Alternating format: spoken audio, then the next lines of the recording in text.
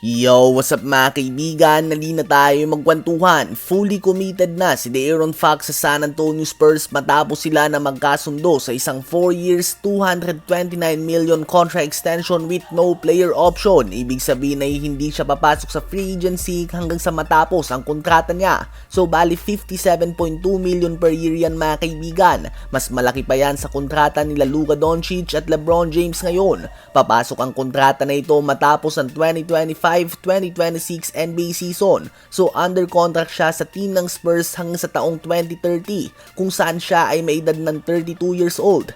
Ang kadalasan na prime years ng players ay 26 to 33 years old at majority ng mga taon na ito ni Fox ay mapupunta sa Spurs. Subalit ang tanong ay smart move ba ito sa parte ng Spurs considering na parehong may star potential sila Stephon Castle at Dylan Harper, na eventually ay magtatapos din ang kanilang mga rookie contract at kakailanganin mo itong bayaran ng malaking sahod kung magiging all-star caliber player man sila. At si Wemby nga ay halos garantisado na din sa kanya ang max rookie contract extension. So eventually sa year 2 o year 3 ng contract extension ni Fox ay expected na magkakaroon sila ng 4 players na may max contract. Subalit ang kailangan din natin isipin dito o at least abangan ay magugustuhan ba ni Dylan Harper na manatili sa Spurs ng long term considering na hindi siya makakabelo dito maging point guard. Andun nga ang posibilidad na mag-ala James Harden siya kung saan pinili nito na lumipat sa Houston Rockets dahil hindi siya makabelo sa likod ni Russ at KD at kailangan nilang maging 6-man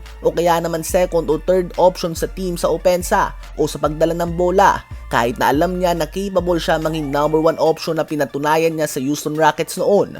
Walang duda naman na may kakayahan si De'Aaron Fox sa maging star at kung ngayon lang naman ang pag-uusapan ay understandable talaga ang deal na ito. Subalit matapos ang 2 o 3 taon kapag tapos na ang mga rookie contract nila Wemby, Castle, Sohan at Harper ay dito na nga mag-uumpisa ang sakit ng ulo ng Spurs at hindi na nakakagulat na sa trade ang bagsak ng iba sa kanila unless handa silang magbayad ng malaking luxury tax na hindi inaasahan sa ngayon.